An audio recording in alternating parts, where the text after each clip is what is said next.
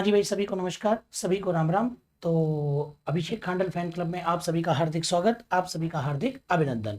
और मैं अभिषेक खांडल अन academy educator एक बार फिर से आपका अभिनंदन करता हूं। तो हम सब जुड़ चुके हैं यहाँ पर लेट्स क्रैक राजस्थान एग्जाम, जिस पर और मेरी क्लासेस होती हैं, ये मैं आपको बता रहा हूँ। ध्यान से सुन लेना कि लेट्स क्रैक राजस्थान एग्जाम जिस पर मेरी क्लासेस वगैरह होती हैं, तो आप यहाँ पर मेरी क्लासेस ज्वाइन कर सकते हैं। इस चैनल पर अपन कुछ इंपॉर्टेंट वीडियोस वगैरह डाल देते हैं, तो वो भी आप देख सकते हैं। ठीक है, तो देखो आप लोगों को क्या करना होता है, थोड़ा सा मैं आपको बताता हूँ, ध्यान से सुनिएगा। अपना जो एप्लीकेशन है अन अकेडमी वाला, क्योंकि अन अकेडमी पेड के अलावा फ्री क्लासेस भी बहुत देता है, और प्रैक्टिस सेशन तो आपको अन अकेडमी पर इतने सारे मिल जाएंगे कि पूछो मत भैया। ठीक है ना, तो आपको उसको ज्वाइन करने के लिए, जैसे आप मेरी भी क्लास ज्वाइन करना चाहें, बोले सर हम क्वेश्चंस की प्रैक्टिस करना चाहते हैं, तो अगर आप वो भी ज्वाइन करना चाहते हैं तो उसके लिए आपको अन अकेडमी लर्निंग ऐप डाउनलोड करना पड़ेगा। पहले तो आप अन अकेडमी लर्निंग ऐप डाउनलोड कर लीजिए, उसके बाद में आप अपने मोबाइल नंबर यहाँ पर डाल लीजिए। यहाँ पर मोबाइल नंबर डाल लो, जो भी आपके नंबर हैं, जैसे 8769062008। इसके अलावा चलो जो भी आपके मोबाइल नंबर है वो आपके मोबाइल नंबर डालने। फिर आप रजिस्टर्ड होने के बाद में सेलेक्ट करना भैया आरपीएससी। आरपीएससी आप लोग सेलेक्ट कर लेना, वहां पर ये ध्यान रख लेना। और आप मेरी क्लासेस ज्वाइन करने के लिए आपको कोड लगाना पड़ेगा SCAS10। कोई भी क्लास आप अन अकेडमी की ज्वाइन करें, मान लो खुल नहीं रही है, तो आप ये कोड लगाइए SCAS10, इससे आपका काम हो जाएगा। आप ये कोड लगा दो SCAS10, इससे आपका काम हो जाएगा। ये ध्यान रख लेना आप लोग, सबसे पहली बात तो। और दूसरी बात ध्यान से सुनो, बाकी आपको मेरी क्लासों की जो इंफॉर्मेशन है वो टेलीग्राम चैनल है, उस पर जाकर के आप ले सकते हैं। और टेलीग्राम चैनल है जीके अभिषेक खांडल, इस पर जाकर के आपको सारी इंफॉर्मेशन मिल जाएगी, कब कौन सी क्लास होती है उसका लिंक वहां पर आ जाता है, और आप अच्छे से क्लास को वहां पर ज्वाइन कर सकते हैं। आई बात समझ में, ये ध्यान रख लेना। चलिए, तो अन अकेडमी अपने को वहां पर क्या फीचर्स अवेलेबल कराता है, तो वहां पर आपको डेली तो लाइव क्लास मिल जाती है, लाइव टेस्ट आपके मिल जाते हैं, इसके अलावा आपको कोर्स मिल जाएगा पूरा बढ़िया तरीके से, और सबसे खास बात तो अनलिमिटेड एक्सेस, ये भी आपको वहां पर मिलता है। ठीक है ना, ये देखो quiz, live class, PDF, test, सब कुछ आपको अन अकेडमी के ऐप पर अवेलेबल हो जाएगा। फिर देखिए, जैसे आप लोग फ्री क्लासेस पढ़ते हैं, बहुत बढ़िया बात है, लेकिन अगर किसी को चाहिए कि एकदम सिस्टमेटिक पढ़ना है सर, एकदम सिस्टमेटिक पढ़ना है, तो उसको क्या करना पड़ेगा, एक तो ध्यान रखना कंप्लीट सिलेबस चाहिए। ठीक है ना, अनलिमिटेड प्रैक्टिस टेस्ट चाहिए, PDF चाहिए, रेगुलर अपने डाउट सेशन चाहिए, तो उसको प्लस वाली क्लास ज्वाइन कर लेनी चाहिए। प्लस वाली क्लास उसको ज्वाइन कर लेनी चाहिए, ये भी एक अच्छी बात है। प्लस की क्लास ज्वाइन कैसे करेंगे, क्या होता है वो सारे देखो, ये प्लस के फीचर्स, क्योंकि अब आपके ग्राम सेवक की वैकेंसी आ चुकी है, सेकंड ग्रेड आ जाएगी, फर्स्ट ग्रेड आ जाएगी, तो ये सब अपन वहां पर तैयार करेंगे। तो उसके लिए आपको प्लस का सब्सक्रिप्शन लेना चाहिए। अभी एक ऑफर भी चल रहा है भैया, देखो आप यहाँ पर कि 12+3, मतलब आप 1 साल का सब्सक्रिप्शन लेते हैं तो आपको 15 महीने मिलेंगे, और अगर आप 2 साल वाला लेते हैं तो आपको 28 महीने मिलेंगे। हालांकि 2 साल वाले की रेट 1000 रुपए ज्यादा है, लेकिन बेनिफिशियल प्लान है, क्योंकि मानो सेकेंड ग्रेड का एग्जाम है और आपने ले लिया और आपका साल भर खत्म हो गया, तो फिर ये ध्यान रखना आपके वो 2 साल वाला काम आएगा। तो ऐसा नहीं है कि भाई इसके अंदर कोई चीज, और भाई सेकंड ग्रेड का एग्जाम अगर साल भर पहले हो गया तो फिर और एग्जाम भी तो है, फर्स्ट ग्रेड भी तो है, तो वो आप मतलब 2 साल में जितने भी एग्जाम होंगे वो सब आप अनअकैडमी के प्लेटफॉर्म पर तैयार कर सकते हैं। ये जरूर ध्यान रख लेना आप लोग। ये कुछ अनअकैडमी को रिव्यूज दिए गए हैं, ठीक है ना, ये जहां पर आप देख सकते हैं SI को लेकर के रिव्यूज मिले हैं। जैसे हम लोग पढ़ाते हैं तो बच्चों का प्रेम तो होता ही है, तो वो भेज देते हैं, बोले गुरुजी SI का रिकॉर्ड तोड़ दिया, सारा पेपर आपके पढ़ाई में से मिल गया। वैसे ही रीट वाले बच्चे कहते हैं 50-60 क्वेश्चन आपके उसमें से मिल ही गए, बोले सर। ठीक है ना, ऐसे ही देखो ये ACF वाले बच्चों का है, ये आपके रीट वाले बच्चों का है, कोई कहता है 125 मार्क्स आ रहे हैं, ज्यादातर बच्चों के मार्क्स इसके अंदर आ भी रहे हैं भैया। ठीक है ना, चलिए साहब, तो देखते हैं यहाँ पर, ये मैंने आपको बता ही दिया कि प्लस के अंदर आपको ये सारे फीचर्स मिलते ही हैं। सबसे बड़ी बात, अभी हमारे बैचेज कोर्सेज कौन से चल रहे हैं या कौन से आने वाले हैं बैच कोर्सेज में, आप देखिए। एक तो 1 अक्टूबर से आपके कांस्टेबल का बैच योद्धा के नाम से लॉन्च किया गया है। 1 अक्टूबर से आपके और योद्धा के नाम से पुलिस कांस्टेबल का बैच लॉन्च किया गया है। और प्रज्ञा के नाम से आपके, ध्यान रख लेना, RS प्री का, और ये अपना प्रैक्टिस बैच एक चालू किया है, RS प्री का प्रैक्टिस बैच। ऐसे ही देखो आप लोग 6 अक्टूबर से RS प्री और मेंस का बैच अपन ने स्टार्ट किया है। वहीं पर वीडियो का बैच भी 7 अक्टूबर से लॉन्च कर दिया गया है। ये आपके वीडियो का बैच 7 अक्टूबर से लॉन्च किया है। तो ऐसा नहीं है बोले सर हम तो वीडियो और पुलिस दोनों की तैयारी कर रहे हैं, तो एक सब्सक्रिप्शन लेना होता है, उसके अंदर सारा काम हो जाता है। और वो जो सब्सक्रिप्शन के अंदर देखो आपके ये सारे के सारे कोर्सेज अपने आप एक्टिव हो जाते हैं। कुछ भी पढ़ो, आपकी जो मर्जी है। इसी के अंदर सेकंड ग्रेड ऐड हो जाएगा, जब आएगा तब फर्स्ट ग्रेड ऐड हो जाएगा, तो ये धीरे धीरे ऐड होते जाते हैं इसके अंदर। समझ गए मेरी बात को यहाँ पर? और बोले इसकी फीस कितनी है, तो आप हाँ एक बार ये भी देख लेना। कॉम्बो सब्सक्रिप्शन भी आप ले सकते हो, जैसे MP का व्यापम वाला या RPSC दोनों पढ़ना चाहते हैं तो कॉम्बो सब्सक्रिप्शन भी अवेलेबल है। और फीस साल भर की है 7,000, केवल 7,000 रुपए, ध्यान रख लेना। 2 साल की 8,400 रुपए, उसके अंदर भी 10% डिस्काउंट आपको तो देना ही पड़ेगा भैया, ठीक है ना। तो 10% डिस्काउंट के लिए SCAS10 कोड लगाओ, तो ये आपको दिया तो आपके 6,300 तो ये पड़ जाएगी और 7,560 ये पड़ जाएगी। अगर मोटा मोटा कहीं अगर मैं बात करूं तो ये 2 साल वाला सब्सक्रिप्शन आपके 9 रुपए पर डे पर पड़ता है। क्रेडिट कार्ड से आप इसको इंस्टॉलमेंट में भी ले सकते हैं, ये ध्यान रख लेना आप लोग। क्रेडिट कार्ड से आप इसको इंस्टॉलमेंट में भी ले सकते हैं, ठीक है ना। चलिए साहब, तो ये अपनी बेसिक इंफॉर्मेशन हुई। इसके बाद में अपन चलेंगे अभी टॉपिक की और।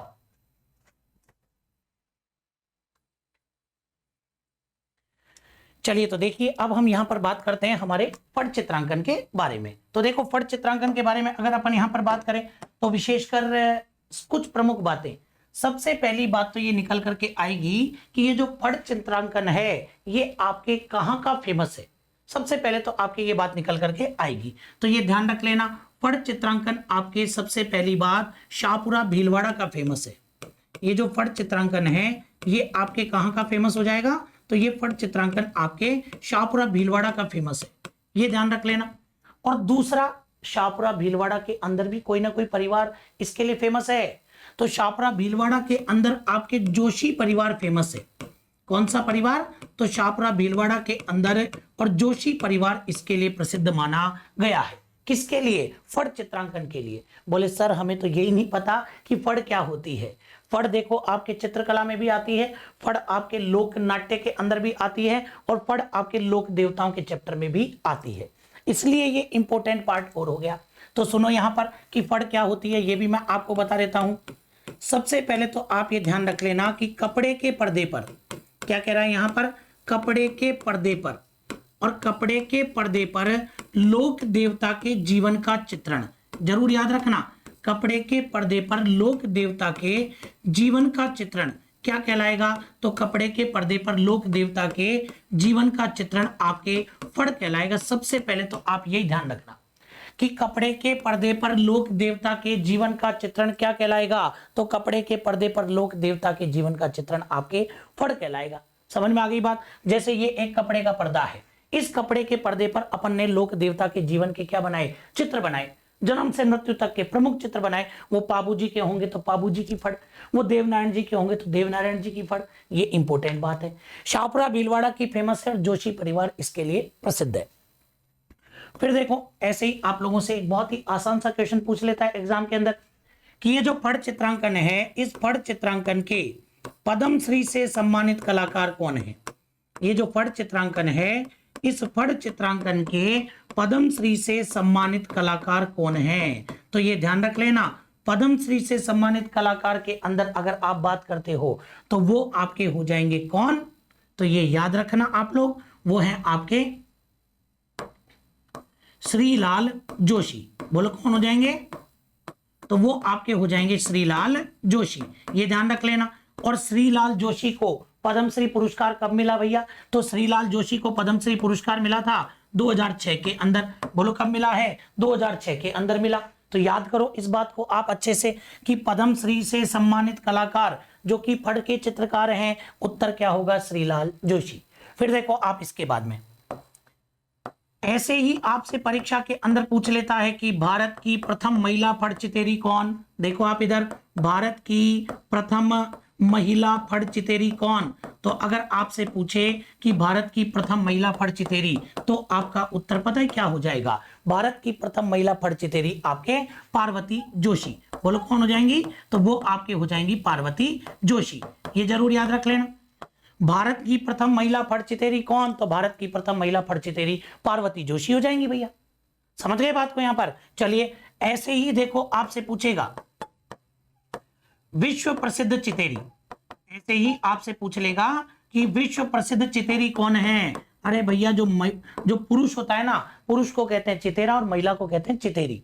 तो विश्व प्रसिद्ध चितेरी कौन है? तो ये ध्यान रख लेना, विश्व प्रसिद्ध चितेरी में आपके पास में नाम आएगा गोतली देवी। बोलो किसका नाम आ जाएगा? तो ये नाम आ जाएगा आपके गोतली देवी। तो ये अपने को कुछ बातें ध्यान रखनी है, यहां पर इंपॉर्टेंट बातें हैं। देखो आप इधर फिर से ध्यान देना, मैं यहां पर क्या कहना चाह रहा हूं। सबसे पहली बात, फड़ चित्रांकन कहां का फेमस है? शाहपुरा भीलवाड़ा। कौन सा परिवार इसके लिए प्रसिद्ध है? तो जोशी परिवार फेमस है। कपड़े के पर्दे पर और लोक देवता के जीवन का चित्रण वो आपके फड़ कहलाता है। और इसी फड़ चित्रांकन के लिए श्रीलाल जोशी को 2006 के अंदर पद्मश्री पुरस्कार मिला। लेकिन भारत की प्रथम महिला फड़ चितेरी कौन? तो भारत की प्रथम महिला फड़ चितेरी आपके पार्वती जोशी हो जाएगी। ध्यान रखना, कौन हो जाएंगी? पार्वती जोशी हो जाएंगी। ऐसे ही सुन लो आप लोग ध्यान से। विश्व प्रसिद्ध चितेरी कौन हो जाएंगी? तो विश्व प्रसिद्ध चितेरी आपके गोतली देवी। बात क्लियर यहां पर? फटाफट से एक बार इसका स्क्रीनशॉट लीजिए, तुरंत फटाफट से क्लियर कर लीजिए। चलिए इसके बाद में और क्या बातें निकल करके आती है वो अपन देखते हैं यहां पर। तो इसके बाद में एक बात जो कि इंपॉर्टेंट यहां पर निकल करके आएगी वो क्या है, सुनना। फड़ का क्या किया जाता है? तो ये ध्यान रख लेना, मैं आपको बता देता हूं। मनोती पूर्ण होने पर, आपने भगवान से कुछ मांगा और मांगने पर वो मनोती आपकी क्या हो जाती है? पूरी हो जाती है। तो ये ध्यान रखना, मनोती पूर्ण होने पर माना आपने मांग लिया, बोले हमारा सिलेक्शन हो जाए, सिलेक्शन हो गया, ठीक है ना, आपने बोला था कि सिलेक्शन हो गया तो मैं फड़ का क्या करवाऊंगा? वाचन। तो मनोती पूर्ण होने पर क्या करवाया जाता है? मनोती पूर्ण होने पर फड़ का वाचन करवाया जाता है। ध्यान रख लेना, मनोती पूर्ण होने पर फड़ का वाचन करवाया जाता है। एक तो ये बात ध्यान रख लेना कि मनोती पूर्ण होने पर फड़ का वाचन होता है। अब वाचन से ही प्रश्न बन जाएगा कि ये जो वाचन है, ये वाचन करने वाला क्या कहलाएगा? वाचन करने वाला क्या कहलाता है? तो जो वाचन करता है उसको कहते हैं भोपा। जो वाचन करता है उसको क्या कहते हैं? अपन उसको भोपा कहते हैं। और ध्यान रख लेना दूसरी बात, वाचन हमेशा कब होता है? तो हमेशा वाचन रात्रि में होता है, ठीक है ना। हमेशा वाचन कब होता है? रात्रि में होता है, ठीक है ना। और वाचन करने वाला भोपा। फिर देखो आप इधर एक शब्द आता है फड़ ठंडी करना। फड़ ठंडी करना, तो फड़ ठंडी करना क्या होता है भैया? ठीक है ना, ध्यान से सुनना। फड़ ठंडी करना क्या होता है? तो फड़ ठंडी करना होता है, जैसे अपने मूर्तियां होती है वो खंडित हो जाती है ना, और जब मूर्ति खंडित हो जाती है तो हम उसको क्या करते हैं? किसी पेड़ के नीचे रख आते हैं या पानी में प्रवाहित कर देते हैं। वैसे ही फड़ मान लीजिए कहीं से फट गई, कपड़े का पर्दा ही तो है, फट गया तो फट गया। अगर मान लीजिए कहीं से फट गई तो आपको उसको पुष्कर तालाब में प्रवाहित करके आना पड़ता है, जिसको क्या कहते हैं? फड़ ठंडी करना। तो अपन इसको क्या लिख सकते हैं? देखो, फड़ के जीर्ण शीर्ण होने पर, फड़ के जीर्ण शीर्ण होने पर, ध्यान से सुन लेना, पुष्कर तालाब में प्रवाहित करना। कौन से तालाब में? तो पुष्कर तालाब में प्रवाहित करना। हम उसको पुष्कर तालाब के अंदर क्या करके आ जाते हैं? प्रवाहित करके आ जाते हैं, जिसको हम लोग क्या कहते हैं? जिसको हम लोग कहते हैं फड़ ठंडी करना। उसको हम पुष्कर तालाब में प्रवाहित करके आ गए, उसको हम फड़ ठंडी करना कहते हैं। क्लियर करो फटाफट से एक बार देखें। दो छोटी छोटी बात मैंने आपको बताई, लेकिन सबसे इंपॉर्टेंट मुद्दा तो जो बनता है वो है आपके राजस्थान के अंदर कौन कौन सी प्रमुख फड़ देखने को मिलेगी। राजस्थान में कौन कौन सी प्रमुख फड़ देखने को मिलेगी? तो देखो आप यहां पर सबसे नंबर 1, पहले तो आपको मैं बता देता हूं, यहां पर इसके 3 पार्ट कर लेता हूं। नंबर 1 तो आपके आ जाएगी पाबूजी की फड़। नंबर 1 ध्यान रख लेना, नंबर 1 आपके आ जाएगी पाबूजी की फड़। एक तो ये ध्यान रख लेना। दूसरे नंबर पर इंपोर्टेंट रामदेव जी की फड़। रामदेव जी की फड़। दूसरे नंबर पर इंपोर्टेंट ये आ जाएगी। और तीसरे नंबर पर आपके क्या आ जाएगी, तो तीसरे नंबर पर आप ले लेना भैया, बहुत स्पेशली ध्यान रखना, देवनारायण जी की फड़। भूलना मत आप लोग ये बात, देवनारायण जी की फड़। और सबसे पहले मैं आपको देवनारायण जी की फड़ के बारे में बताता हूं। सबसे पहले इन्हीं के बारे में ध्यान रखो, और इनके बारे में क्या इंपॉर्टेंट बात ध्यान रखनी है वो भी सुनते जाओ आप लोग। एक तो देवनारायण जी की फड़ सबसे पहले ध्यान रख लेना, सबसे प्राचीन फड़ है राजस्थान के अंदर। अगर सबसे प्राचीन फड़ है तो वो किसकी है, देवनारायण जी की है, पहली बात। दूसरी बात, सबसे लंबी फड़ है, ये भी ध्यान रख लेना, सबसे लंबी फड़ भी इन्हीं की है, सबसे लंबी फड़ वो भी आपके इन्हीं की हो जाएगी। तीसरी बात, सबसे लंबी है तो सर्वाधिक चित्र भी बनेंगे भैया, तो ये लो भैया सर्वाधिक चित्रों वाली फड़, सबसे ज्यादा चित्र भी इसी पर बनेंगे, तो सर्वाधिक चित्रों वाली फड़ वो भी आपके देवनारायण जी की हो जाएगी। फिर एक और बात सुन लो, सबसे छोटी भी यही है। अरे बोले गुरुजी ऐसे कैसे हो सकता है, बोले ऐसे कैसे हो सकता है, बोले सबसे लंबी भी यही और सबसे छोटी भी यही। अरे भैया जो कपड़े के पर्दे पर है उसको तो सबसे लंबी माना गया है, और जो डाक टिकट पर है उसको सबसे छोटी माना गया है, जो डाक टिकट पर है उसको सबसे छोटी माना गया है। तो ये ध्यान रख लेना आप, तो ये मैं यहां पर लिख भी देता हूं, स्पेशली ध्यान रखना आप यहां पर कि एकमात्र फड़ जिस पर क्या जारी हुआ है, एकमात्र फड़ जिस पर डाक टिकट जारी हुआ, एकमात्र फड़ जिस पर डाक टिकट जारी हुआ, तो वो आपके कौन सी हो जाएगी, तो ये ध्यान रख लेना आप लोग, वो आपके हो जाएगी भैया देवनारायण जी की फड़। कब जारी हुआ, तो ये भी याद कर लो अच्छे से, 2 सितंबर 1992। 2 सितंबर 1992 को कितने रुपए का, 5 रुपए का, जरूर याद रखना ये वाली बात, 2 सितंबर 1992 को 5 रुपए का डाक टिकट जारी हुआ। देवनारायण जी की फड़ के बारे में और भी कुछ बातें हैं, इधर लिखूंगा मैं, इधर नीचे ले लेता हूं थोड़ा सा रामदेव जी की फड़ को, क्योंकि रामदेव जी की फड़ में ज्यादा विशेष बातें नहीं आएंगी, तो यहां पर ले लेता हूं रामदेव जी की फड़।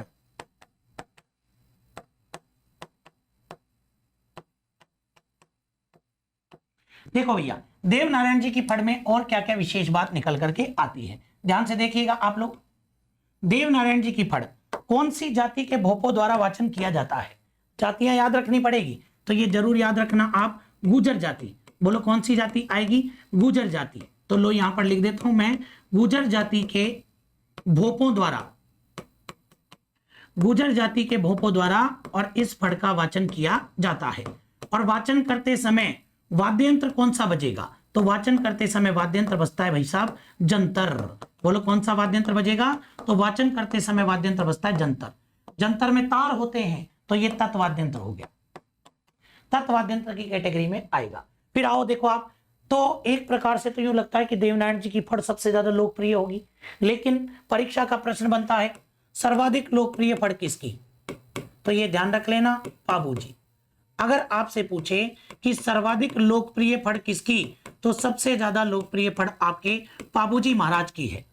आई बात समझ में, पाबूजी महाराज की फड़ सबसे ज्यादा लोकप्रिय है, ये ध्यान रखना आप। इसके बाद में सुनो, इसके बाद में एक इंपॉर्टेंट बात ये बनती है कि पाबूजी की फड़ का वाचन कौन करेगा, तो पाबूजी की फड़ का वाचन आयड़, आयड़ नहीं मिले तो भील, और भील भी नहीं मिले तो नायक, ध्यान रख लेना।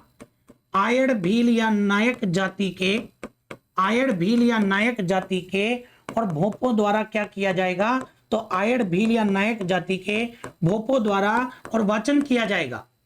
ये जातियां याद रखनी पड़ेगी, आयड़ भील या नायक, ठीक है ना। और एक बात यहां पर कि जब वाचन किया जाएगा तो वाद्यंत्र कौन सा बजेगा, रावण हत्ता। कौन सा बजेगा, तो वाद्यंत्र बजेगा आपके रावण हत्ता। और ये रावण हत्ता कैसा वाद्यंत्र है, तत्वाद्यंत्र है, तार होते हैं इसमें भी, तत्वाद्यंत्र हो जाएगा। इसके अलावा एक प्रश्न ये बनता है कि पाबूजी की फड़ का चितेरा कौन है, तो जिनको पद्मश्री मिला, श्रीलाल जोशी। पाबूजी की फड़ का चितेरा कौन, जिनको पद्मश्री पुरस्कार दिया गया, और पद्मश्री पुरस्कार किसको मिला, श्रीलाल जोशी को। अब बात करते हैं रामदेव जी की फड़ की, बहुत आसान बात है। रामदेव जी की फड़ का वाचन कौन करेगा, तो कामड़ जाति, ये ध्यान रख लेना, कामड़ जाति द्वारा वाचन होता है, कामड़ जाति के जो भोपे होते हैं वो वाचन करते हैं, ये ध्यान रख लेना। और वाद्यंत्र कौन सा बजाएंगे, तो वाद्यंत्र वही सेम रावण हत्ता। कौन सा हो जाएगा, रावण हत्ता। फटाफट से एक बार इसको क्लियर कर लो आप, फिर आगे बात करेंगे। फटाफट से क्लियर करो। चलो अब कुछ बेसिक बातें मैं आपको यहां पर बताता हूं। कुछ बेसिक बातें हैं जो आपको ध्यान में रखनी है। देखो इधर ध्यान से देखना, वह फड़ जिसका वाचन नहीं होता, वह फड़ जिसका वाचन नहीं होता, तो ये ध्यान रख लेना, वह फड़ जिसका वाचन नहीं होता है, तो वो आपके उत्तर क्या होगा। तो ध्यान से देखो इधर, तो इसका उत्तर आपके हो जाएगा भैंसासुर की फड़। जरूर याद रख लेना, इंपॉर्टेंट क्वेश्चन बनते हैं। भैंसासुर की फड़ का वाचन नहीं होता तो फिर क्या होता है, पूजा होती है। इस फड़ की क्या होती है भैया, तो इस फड़ की आपके पूजा होती है। जरूर याद रखना। ऐसे ही देखो, और ध्यान तो रख रहे हो लेकिन लाइक शेयर सब्सक्राइब कौन करेगा, फटाफट से करो। एक और प्रश्न देखो, वह फड़, ध्यान से सुनना, एक तो वाचन नहीं होता, वह फड़ जिसका वाचन दिन में होता है, वह फड़ जिसका वाचन दिन में होता है, सबका वाचन रात में होता है, लेकिन वह फड़ जिसका वाचन दिन में होता है, तो उसके अंदर आपका उत्तर क्या आएगा। तो ये ध्यान रख लेना, आपके उत्तर हो जाएगा राम दला कृष्ण दला की फड़। आई बात समझ में, ये ध्यान रख लेना, कृष्ण दला राम दला की फड़, कृष्ण दला राम दला की फड़ जिसका वाचन कहां होता है, जिसका वाचन दिन में होता है। लेकिन एक चीज ध्यान रखना, एक चीज ध्यान रख लेना आप लोग, सबसे इंपॉर्टेंट, कि इस फड़ का वाचन कहां पर होता है, तो हाड़ौती में होता है, हाड़ौती में होता है, ध्यान रखना। और वो भी बिना किसी वाद्यंत्र के होता है, ठीक है ना, बिना किसी वाद्यंत्र के होता है, ये जरूर याद रख लेना, बिना किसी वाद्यंत्र के। एक आखिरी क्वेश्चन और ले लेता हूं यहां पर, ध्यान रखना। वैसे तो देखो कोरोना पर भी फड़ बनाई है कल्याणमल जोशी ने, लेकिन अगर पूछे, थोड़ा सा मामला चेंज हो गया है, अगर पूछे सबसे नवीनतम फड़, प्राचीन तो देवनारायण जी की है, लेकिन अगर पूछे सबसे नवीनतम फड़, तो सबसे नई फड़ आपकी किसकी होगी, जयमल की फड़। ये ध्यान रखना, सबसे नवीनतम जो फड़ बनी है वो जयमल पर बनी है, और वो आपके जयमल की फड़ हो जाएगी। चलिए साहब, तो सबसे प्राचीन कौन सी होगी, सबसे प्राचीन आपके ध्यान रखना देवनारायण जी, और सबसे नवीन किसकी हो जाएगी, तो सबसे नवीन आपके जयमल की फड़। ये तीन क्वेश्चन भी आपको विशेषकर ध्यान रखने पड़ेंगे भी, ठीक है ना। कल्याणमल जोशी ने कोरोना की फड़ भी बनाई है, पहले वो नवीनतम थी, अब नवीनतम हो गई आपके जयमल की फड़। समझ में आ गई बात, फटाफट से इसको भी आप लोग क्लियर कीजिए।